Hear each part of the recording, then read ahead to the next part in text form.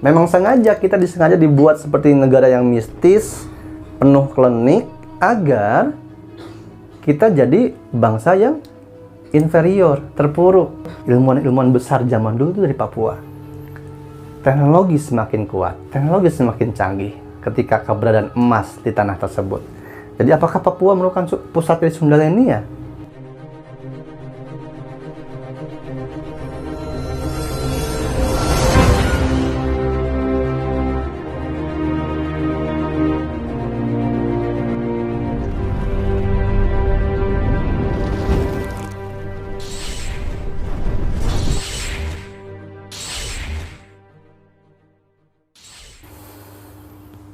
Assalamualaikum warahmatullahi wabarakatuh. Sampurasun, Mugia Rahayu, Sagung Dumadi. Salam damai seluruh alam. Alhamdulillah teman-teman, kita berjumpa lagi dengan saya Reza Rahasia di channel Reza Rahasia. Video kali ini saya menanggapi pertanyaan juga permintaan para subscriber dan follower saya di Instagram, ya, di Reza Rahasia. Mereka bertanya, "Kak, ungkap dong tembok raksasa besar di dasar laut Jayapura, Papua itu apa sebenarnya? Siapa yang menciptakan?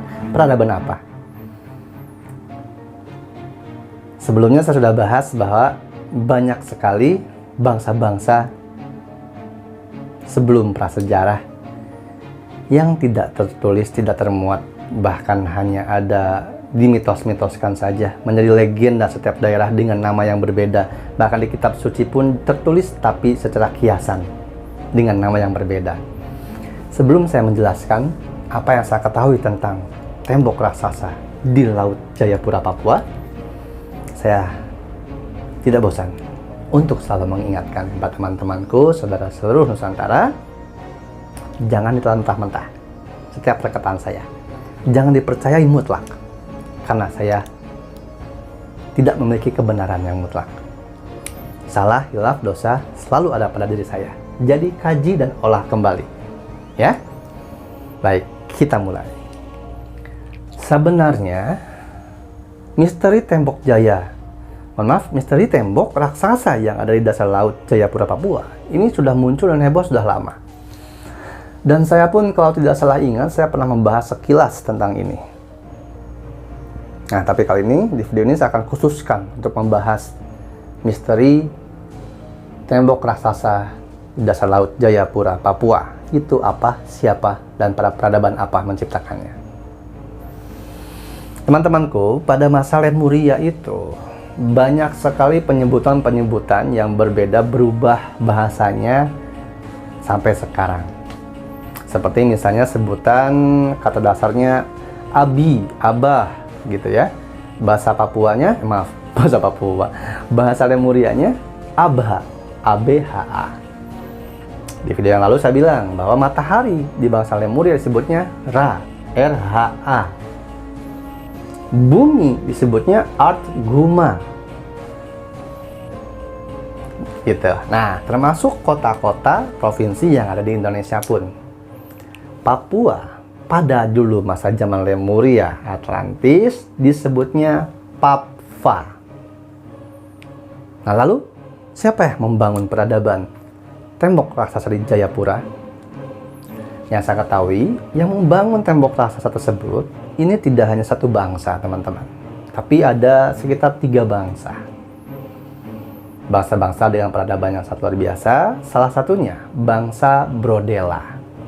Bangsa Brodela ini bangsa rekayasa genetik yang dilakukan pada masa Lemuria Atlantis sebelumnya, ya, oleh bangsa-bangsa yang memiliki akselerasi sel 100%. Nah, ini bangsa tersebut ini biasanya yang melakukan percobaan genetik, bangsa Mosram.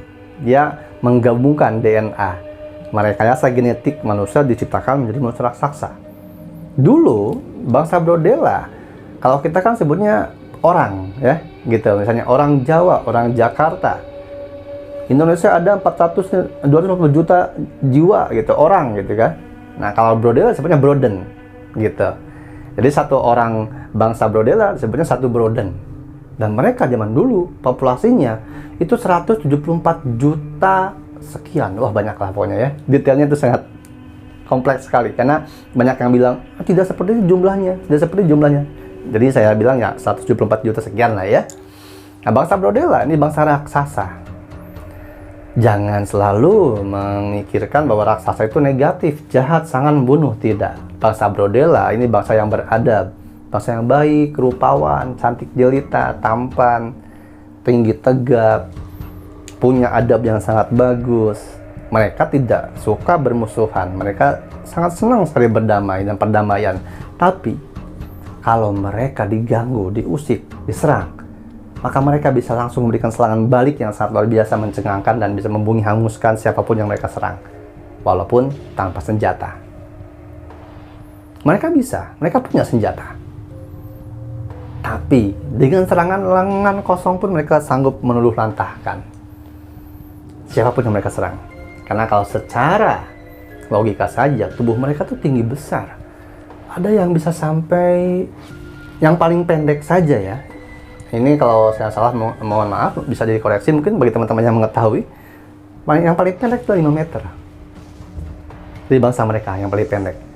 Senjata mereka ini menyerupai gada. Kalau di cerita Mahabharata itu seperti Bima, ya, bala dewa. Gada bentuknya itu dari logam kaiman, baja yang sangat kuat, dan bisa melontarkan energi nuklir. Karena zaman dulu itu sudah menguasai teknologi nanoteknologi sudah dikuasai. Itu salah satu pembentuk atau pembangun tembok raksasa yang ada di Jayapura, Papua, bangsa Brodella. Sisanya ada bangsa Etepaka dan lain sebagainya. Ini yang saya ketahui.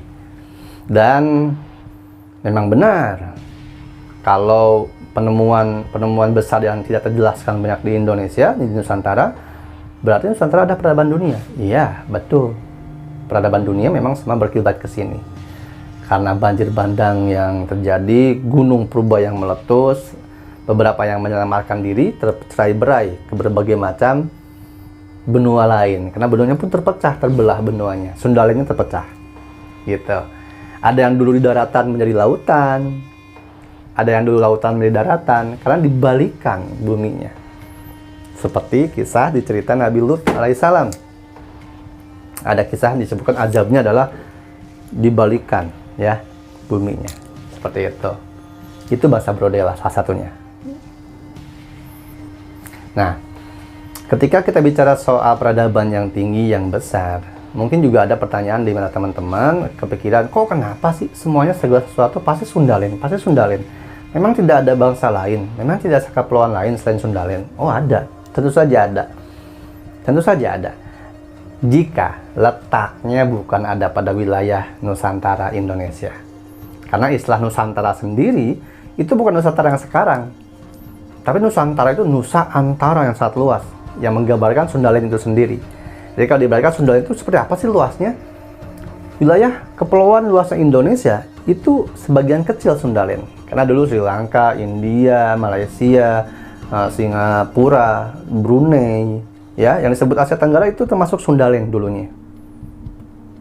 Jadi ketika ada penemuan peradaban, situs, candi, piramid yang masih sekitar situ, itulah Sundalen, Sundalenia, gitu. Sundalenia itu bukan suku Sunda, sekali lagi ya, udah ada bahasa Sunda bukan, tapi Sunda itu peradaban, ajaran adiluhung. Sunda Sindu, Sindu ajarannya, ada ajaran adab. Jadi orang-orang yang sudah tercerahkan itu termasuknya ada pada bangsa Sundalen, kepulauan Sunda sebutnya ya, tapi Sunda bukan suku Sunda. Nah, ada nggak? Bukan dari Sundalen, ada dari bangsa benua yang lain. Ada, dan itu bisa dibedakan dari ciri khas bangunannya. Nah, kalau yang, Mesir kan jauh dari Indonesia. Kok ada bentuk piramida? Betul. Tapi lihat contoh piramidanya. Bentuknya berbeda, susunannya berbeda, walaupun sama-sama piramida. Karena di konten sebelumnya sudah kita bahas kan, piramida itu memang arsitekturnya seperti itu trennya. Dan banyak dari leluhur Nusantara ketika terjadi banjir bandang dan penghancuran gunung-gunung purba, itu banyak yang lari ke Mesir, banyak yang lari ke suku Maya, ada yang lari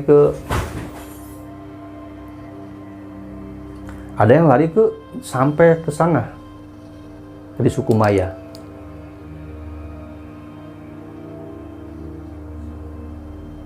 sangat luas sekali gitu ya. Mungkin saja, tapi kalau di Papua, Jayapura tersebut, itu memang peradabannya hasil dari 3 bangsa, yaitu bangsa Brodela salah satunya. Kedua bangsa lain, nampaknya mereka memang belum mau diutarakan dengan jelas, nanti sampaikan dengan jelas, karena kalau disampaikan semuanya, wah ini ya pelan-pelan saja ya menyampaikannya ya. Karena semakin banyak yang disampaikan, semakin overload nanti pemikirannya. Logikanya tidak masuk, tidak paham, akhirnya menjadi halusinasi. Ya. Jadi jangan terobsesi dengan apapun yang saya sampaikan, cukup jadi bahan pemikiran biasa saja. Hanya terfokus, berpusat pada pemikiran diri kamu ya, kalian semua saat ini sekarang sedang ngapain, itu aja fokus ke situ aja. Jika tidak masuk akal dalam akalmu, maka jangan dimasukkan. Ya. Anggap saja seperti nonton film di bioskop. Keluar bioskop sudah selesai, kembali kepada kehidupan masing-masing.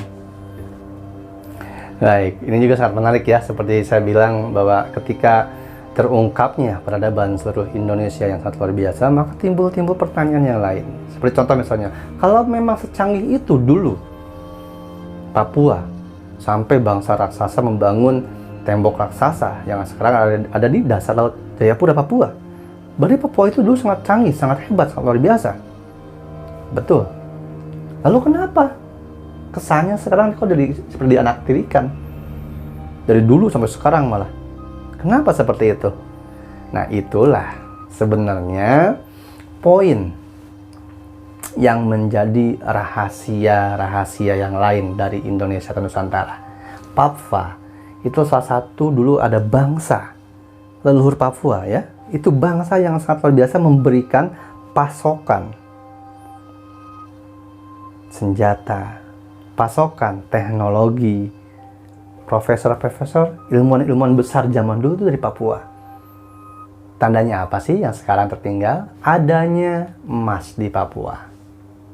Yang sekarang dikuasai masih sama Freeport, malah diperpanjang Freeportnya. Emas zaman dulu itu sebagai sumber energi, teknologi. Karena dia konduktor. Konduktor kan tukang orkestra ya. Konduktor maksudnya. Ya, konduktor. Jadi dia bisa menyalurkan listrik lebih cepat. Teknologi semakin kuat, teknologi semakin canggih ketika keberadaan emas di tanah tersebut. Jadi apakah Papua merupakan pusat dari Sundalenia? Papua adalah pusat pengembangan teknologi Sundalenia. Laboratorium di sana. Tapi bukan cuma satu di situ. Bukan cuma itu. Masih banyak yang belum terungkap. Itulah kenapa emasnya Papua nggak habis-habis sampai sekarang. Namun sayang sekali ya, kita seperti saksikan bersama ya, bahkan orang Papuanya sendiri tidak merasakan, banyak yang tidak merasakan, seharusnya tidak seperti itu ya. Tapi ini urusan politik, saya tidak akan mau menyampurinya. Mari kita bangkit secara kesadaran manusia kita aja. Kalau kita semua sadar akan kebangsaan dan leluhur, makanya Paduka Soekarno bilang jas merah jangan sesekali merupakan sejarah. Bukan hanya sejarah yang terdekat, tapi sejarah masa lalu. Jadi kalau Papua bisa dibilang tempat canggih dulunya, sangat canggih. Itulah kenapa leluhur masa lalu Nusantara memunculkan tembok raksasa di Jayapura, di dasar laut. Agar semuanya dunia itu mata terpandang, terpancar, fokus kepada Papua. Papua tidak primitif, Papua tidak terbelakang.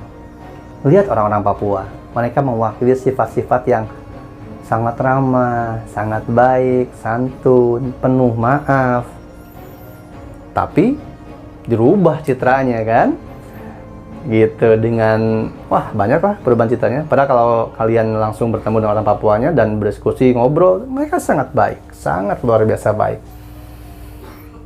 Jauh dari ambisi, jauh dari angkara. Karena itu sifat-sifat yang masih diwakili atau diwarisi dari dulu sampai sekarang. Tentunya teman-teman ketika saya ungkapkan ini pasti di benaknya berpikir kan, wah ternyata segitu hebatnya ya Indonesia ini dulunya. Sejarahnya sangat luar biasa ya. Kalau tembok raksasa Papua itu sangat besar, bahkan konon lebih besar dari tembok Cina. Tembok Cina saja sangat tinggi seperti itu ya, dan itu tingginya ada di permukaan laut, ada di dasar di tanah, di atas tanah, di atas bukit lagi. tembok raksasa Papua di Jayapura di bawah laut. Lalu kita kaitkan lagi, wah ya sangat luar biasa hebat. Kalau memang benar seperti itu, bahkan piramida Giza Mesir pun kan dikalahkan oleh Gunung Padang, Gedung Padrang yang ada di Cianjur. Sangat hebat, sangat besar berarti ya budaya kita dulu tuh. Prasejarah dulu tuh, sejarah Nusantara itu sangat luar biasa, beradab dan canggih. Betul, sangat betul sekali. Itulah kenapa mari kita semua membuka diri, membuka pikiran, membuka hati, membuka rasa. Yuk bangkit kesadarannya, bangkit pemikirannya. Jangan mudah percaya dengan bualan kata-kata omong kosong orang-orang barat yang menulis ulang sejarah leluhur kita dan membelokkan sejarah kita, bilang bahwa kita itu dulunya animisme, buta huruf leluhurnya, dan lain sebagainya.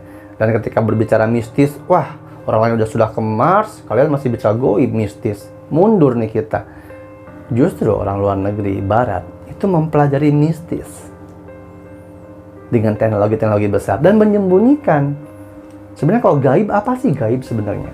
Gaib itu adalah sesuatu hal yang tidak kita bisa lihat, tidak bisa kita bentuk, tidak bisa kita pegang, dirasa saat ini. Kenapa? Keterbatasan kemampuan dan pengetahuan kita serta teknologi untuk membuktikannya. Contoh kecil, tahun 1928 sudah adakah handphone? Belum. Sudah adakah Android? Belum. iPhone? Belum.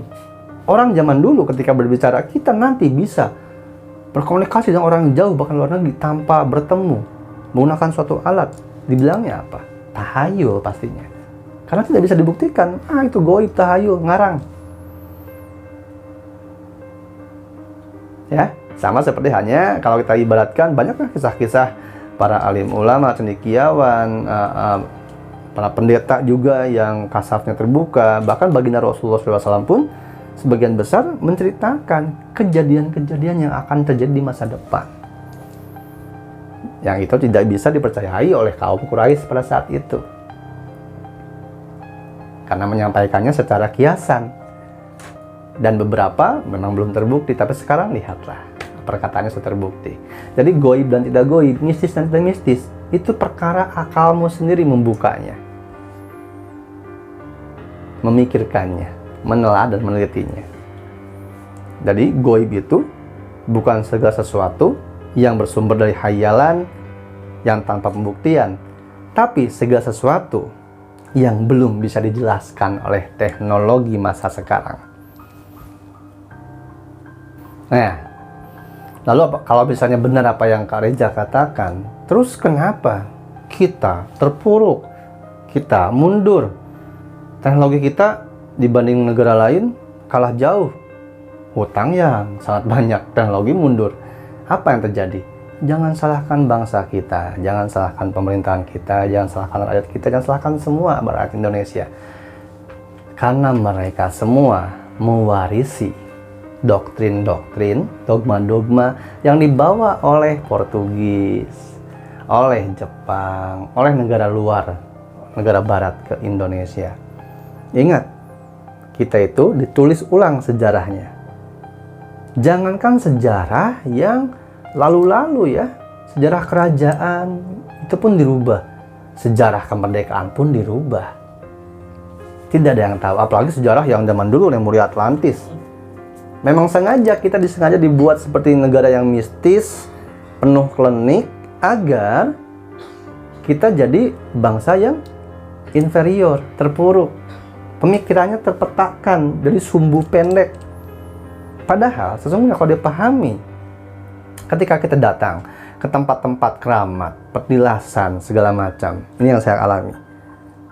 Dulu saya memahami ketika datang ke situ memang hanya unsur mistis atau gaib. Tapi setelah memahami teknologi leluhur Lemuria, ternyata di sana disiapkan energi-energi oleh para leluhur kita untuk mengakselerasi tubuh kita. Jadi kalau kita dalami, kita pelajari semua unsur kemistisan itu, keklinikan, dalamnya itu adalah teknologi yang belum terungkap. Dan bangsa Belanda, bangsa Jepang, mereka sangat sadar, sangat tahu. Sehingga datang ke Indonesia menjajah, bukan untuk menjajah rempah-rempah, tidak. Kalau hanya rempah-rempah mah itu sepele. Tapi mereka ingin mencari teknologi leluhur, peradaban, pusat dunia. Sehingga banyak dulu, kayak misalnya contoh dorpal. Dalam dorpal ada keraiman. Keraimannya diambil, dibuat bahan sebagai katana yang dipakai samurai, dan lain sebagainya. Sisanya diambil oleh bangsa VOC yang merupakan rentetan dari agenda atau organisasi bentukan Illuminati, Freemason. Membentuk apa? Membentuk teknologi yang sekarang ada, HARP. Jadi, mari kita terbuka akan segala sesuatu, tapi tetap terus menjaga diri kita, kualitas keimanan kepada Allah Subhanahu wa Ta'ala, tanpa mengesampingkan adat budaya dan sejarah asli Indonesia. Karena sebuah bangsa akan mudah dihancurkan, mudah diruntuhkan ketika generasi penerusnya tidak lagi melestarikan adat dan budaya leluhurnya, apalagi tidak menghormati dan tidak mencintainya. Jauh mengenal, jauh mempelajari. Yuk kita hormatin saja dulu. Lihat bangsa-bangsa lain. Bangsa-bangsa mana saja yang masih menjalankan adat budaya, melestarikan kebudayaannya, mereka bangsa yang mempunyai nilai yang besar di mata dunia. Bangsa Indonesia sudah hilang. Beberapa sudah malu mempelajari gamelan, jaipongan, jadi dimisniskan. Udah rumping dan sebagainya, banyak yang akhirnya jadi mistis, klinik, dan tidak dipelajari. Dibilang kuno, dibilang old school. Padahal orang Belanda, lihat, cari sekarang di YouTube banyak. Mereka mempelajari gamelan dan lain sebagainya. Hati-hati, dogma, doktrin merubah. Bangsa Indonesia, bangsa kuat, bangsa besar, bangsa yang dilindungi oleh leluhur, tidak mudah dihancurkan. Akan gampang dihancurkan jika generasi penerus bangsanya berkelahi satu sama lain. Hilang Jawanya, hilang Sundanya, hilang adat budayanya, hilang tepos liriknya. Bhinneka Tunggal Ikanya hanya lambang saja, tidak jadi pribadi. Jadi, mari bangkit kesadaran. Mari kembangkan orisinalitas pemikiran leluhur Nusantara yang berkeimanan dan berketuhanan hanya kepada Tuhan Yang Maha Esa, yaitu Allah Subhanahu wa Ta'ala. Agar nurullah turun kepada kita, nurnya bangkit. Karena setiap orang itu, pemimpinnya, nur, rohnya adalah Nur Muhammad. Maka nur yang lain, satu yang lainnya dibimbing oleh Nur Muhammad. Mari kita merapat kepada Nur Muhammad, akan sadar, jadi terbuka. Allah memberikan pengetahuan apa yang tidak kita ketahui, dan Allah membuka rahasia yang orang lain tutupi, dan diberitahukan apapun yang sebenarnya benar terjadi, yang sudah direka ulang dan ditutupi. Saya Reza Rahasia, semoga ini bermanfaat teman-teman. Salah kurangnya mohon maaf. Sampai ketemu di konten saya selanjutnya. Rahmat berkah melimpah untuk kita semua. Ingat, jaga pikir, jaga hati, jaga rasa, dan jangan takut. Saya Reza Rahasia. Wassalamualaikum warahmatullahi wabarakatuh. Salam damai seluruh alam.